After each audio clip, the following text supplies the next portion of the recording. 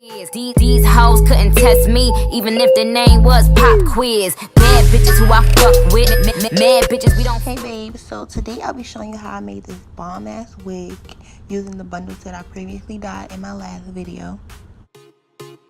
Okay, so let's jump right into it. So first off, I'm starting off by sewing the closure. I just took some T-pins and T-pinned it to the head. Also, I twisted the hair away so it wouldn't be in my way when I was sewing. Okay, so starting off, I'm just showing you where I made that first stitch and I cut off the remaining of the thread. So here I'm just stitching through the closure and then through the cap and making a loop. If you watch closely, you'll see me just go through the closure, go through the cap, and bring it back around. It's pretty easy. I just keep going and I do it from one side to the other. And once I finish with this side, I'll just go to the next side and then I'll continue to sew to the back. So 3 sides, left side, right side, back.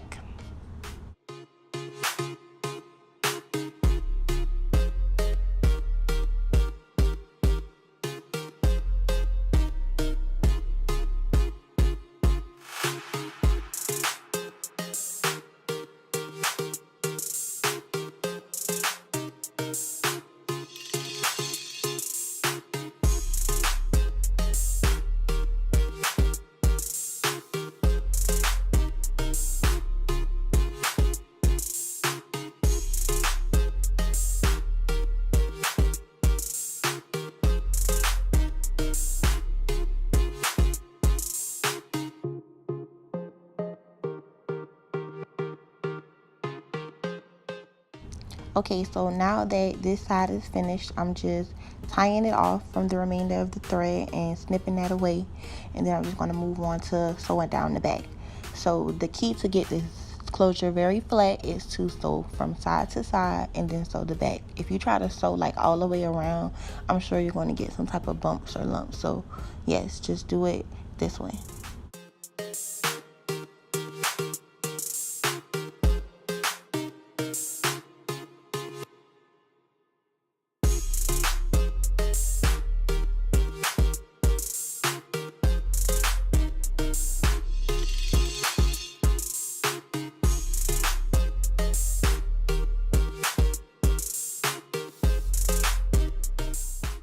Okay, so now that I'm all done sewing the closure, now it's time to sew the bundles. So I'm basically just showing you the way to lay the tracks. These are the bundles that I used for my previous video that I dyed. I'll link that down below on how I got the bundles this red. So yes, these are the bundles that I'll be using.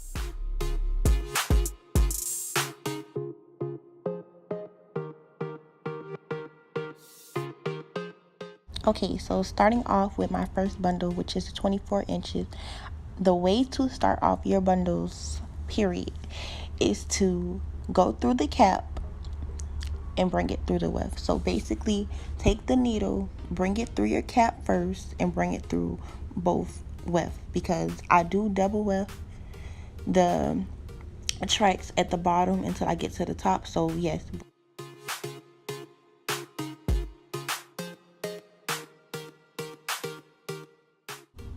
Okay, so yes, once I get that first part knotted, then I continue to sew regularly. So basically, you'll just see me go through the cap and underneath the weft. I also use T-pins to keep the weft in place. I encourage you to get T-pins. T-pins will help you out a lot, especially if you're just starting off making a wig. If you put these T-pins in place, only thing you're doing is going to be sewing. You're just going to sew until you get to the T-pin and you remove it and you keep sewing through the cap and through under the weft.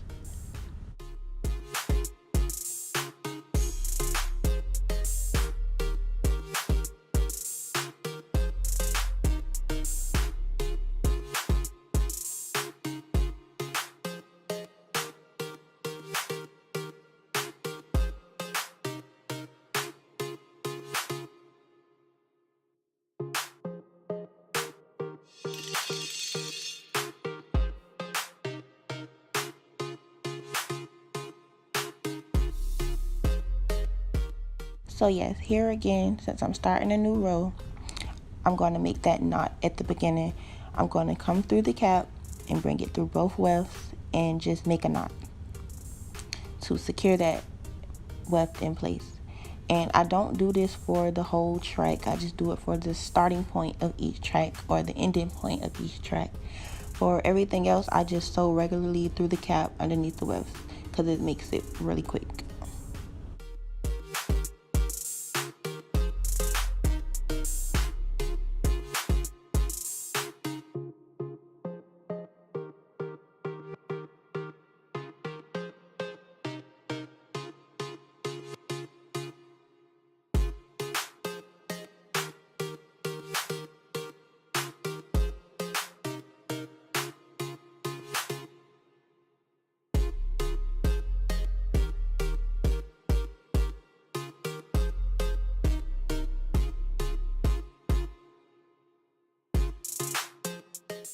So yeah, this is what I mean by just sewing regularly, just going through the cap and underneath the weft, making that stitch. If you see that stitch line, it's a pattern.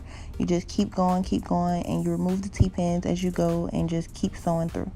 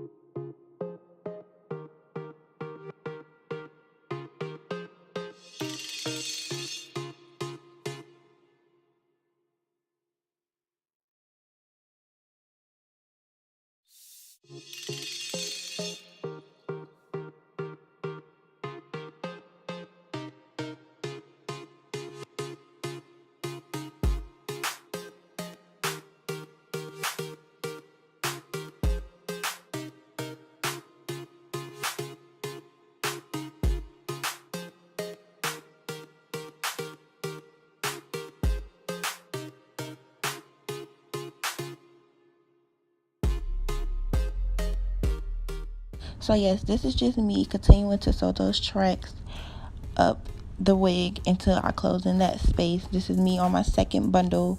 I continued to do this until I got all the way to the top. Unfortunately, yes, my camera died, so I couldn't show you how I closed up with the third bundle, but basically I just continued to do the same thing, but instead I single weft, and this is the outcome that I got.